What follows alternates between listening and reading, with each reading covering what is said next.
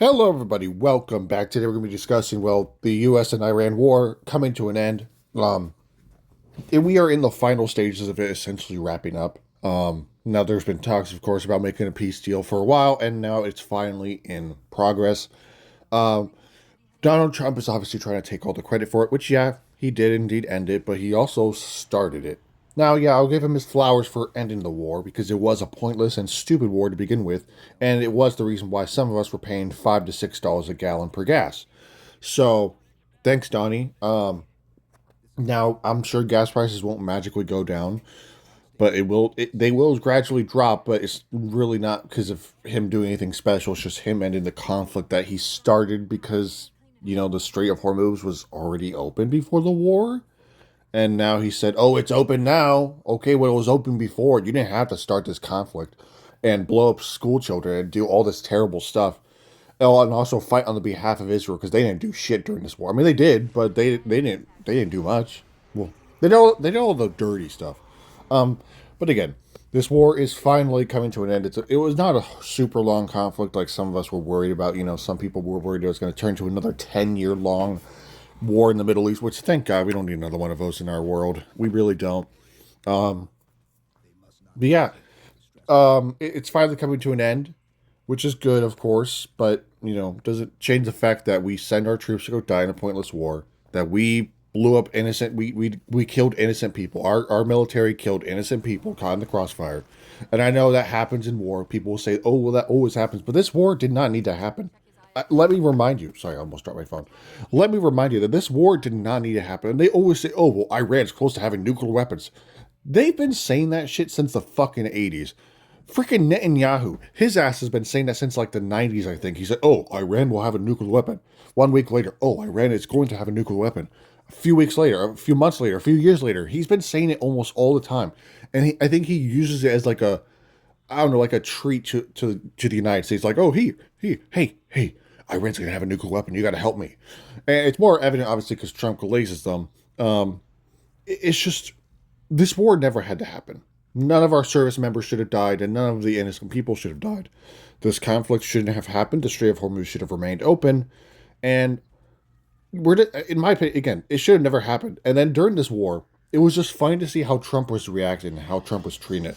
Every other week, or every so often, he would say, "Oh, we're winning the war," and then, "Oh, we've won. Oh, we just blew up some stuff. Oh, we're winning." And then he also said but anyone who says that we're not winning it's considered treason in his mind. Which, okay, freedom of speech. That's a bit of a infringement right there, Donnie. But sure, go ahead. He kept on saying, "Oh, we're winning," and then he got mad at our allies. He got mad that they won't help. He also said he got really mad at NATO and was like, "I'm going to leave NATO." And like, buddy, NATO's a defense alliance. Their job is not to come in and help you when you're the one that starts conflicts. Okay, it's on you, Donnie. And then he turned around and said, "Oh, we don't need our allies." And then, "Oh, we're winning again." His entire act towards it was just really bipolar, and he didn't know what was going on. To be honest, he probably wasn't aware of what's going on. Again, I just find it crazy. And some of his supporters like, "Yeah, this war's necessary." Like, sure, yeah. I mean, if you want to, how about you join them on the front lines? Then how about you go out there and fight? How about you go out there and do that? Go be stationed at one of the bases that's in missile range, and you go out there and actually serve, because a lot of these people who are really on board with it have never served in their life, or just are old bastards who just need to shut up sometimes, because they're out here like, "Yeah, go out there and destroy them." Like, sure, okay. But again, this war is finally reaching its end. Again, a peace deal is being made, or a ceasefire is being made, essentially. So yeah, correction. It's not really like a peace deal. It's just a temporary ceasefire. Hopefully, I mean, it's permanent, of course. This war doesn't have to continue. It's cost our government a shit ton of money. They just won't admit it. But it's cost a lot of money to get this war going and keep it going. So the U.S. Iran war has entered an initial ceasefire phase following a deal made on June 14th. While major military strikes have subsided, the agreement is in interim framework. So, and of course, a 60-day negotiation period to end all conflict. So, again, I hope this stays this way. I made a joke to my friends saying, like, "Oh yeah, we're gonna wake up tomorrow morning seeing that Trump launched a missile at another school, or Iran or Israel blew up another school or blew up something. And apparently, Israel and Benjamin Netanyahu's not really happy that we're making this deal. They're not really on board with it because they want the war to continue because they want us to serve them. And well, sorry, that's not happening. For once, actually, Trump is actually basically telling them to go fuck himself, essentially. So that's good. But again, this conflict never had to happen. Our bases should have never been attacked, obviously, but this conflict should have never happened. The Strait of Hormuz was open before the war, and they obviously closed, and then Trump said, oh, our allies need to help us open it, which, again, is our conflict that we started. NATO is not just there to follow the United States orders. NATO is a defense alliance. Basically, because Trump's an idiot, okay? He's not very smart. It's very simple. Let's just use Russia as an example. If Russia launches a missile at Germany, Germany's a NATO country. That invokes Article 5.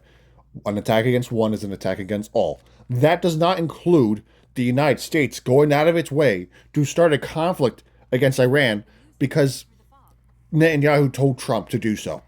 This war should have happened, but it did. And it's unfortunate that people died because of it. But it's hopefully reaching its end, and we hopefully it doesn't like spark back up again. It never comes back, and we just maybe gas prices go back down. I mean, Trump's economy already sucks, so they won't go down to cheap, but they certainly will be a lot better. I remember how so many Trump supporters, I mean, the gas prices are so expensive, but so many of them are just saying like, oh, it was worse under Biden. Like, Biden still had COVID to deal with because Trump couldn't handle it. Let me just simply remind you.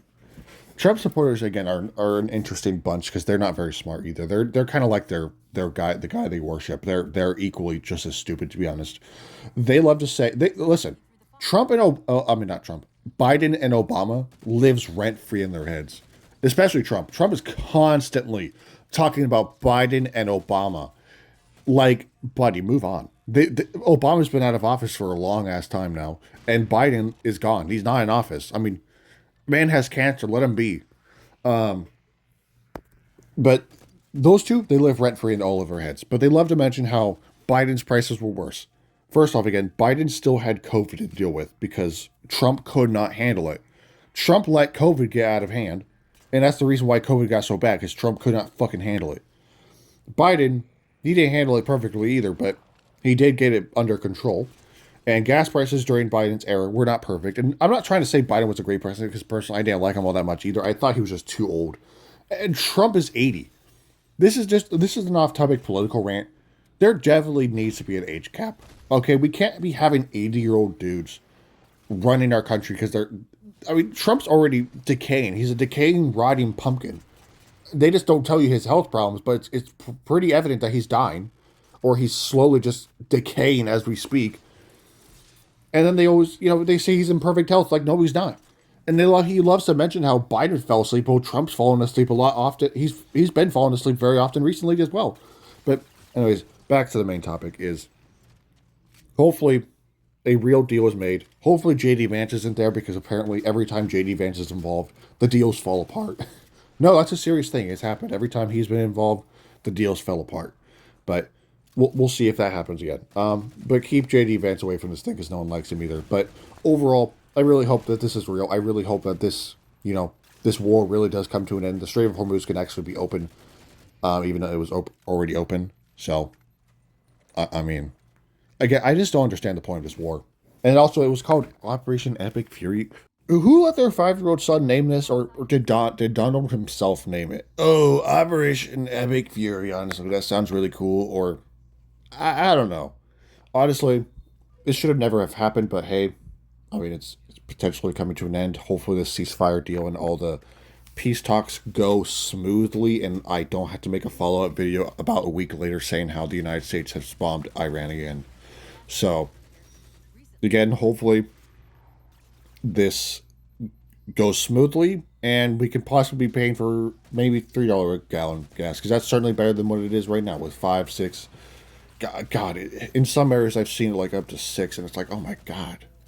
And Trump's prices aren't great either. Obviously, everything is still expensive under Trump, but gas prices are certainly one that you can't having high gas prices and everything else is terrible. But if you can at least have moderate gas prices and still have everything else be terrible, That's a bit more doable, I guess. It's not great, but overall, I really hope that this stays this way. The war is truly over, or the conflict is truly over, and again, I don't want to make a follow-up video talking about how Israel is back at doing stuff, doing naughty things. So, anyways, thank you guys for watching. I will see you guys in the next video. The best case scenario for all NFL teams video is actually finally going to be in production as of starting today and tomorrow. I'm going to be finally making them. I'm going to try to get them out as soon as possible. Again, they're split into 2 parts because doing all 32 teams in one video would probably make it at least an hour-long video, probably a little bit longer. Part 1, I want to get it out this weekend, so either Saturday or Sunday.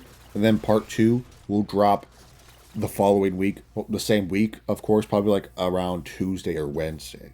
So, kind of depends on how all things go. But anyways, thank you guys for watching. I'll see you guys in the next video, and have a great rest of your day.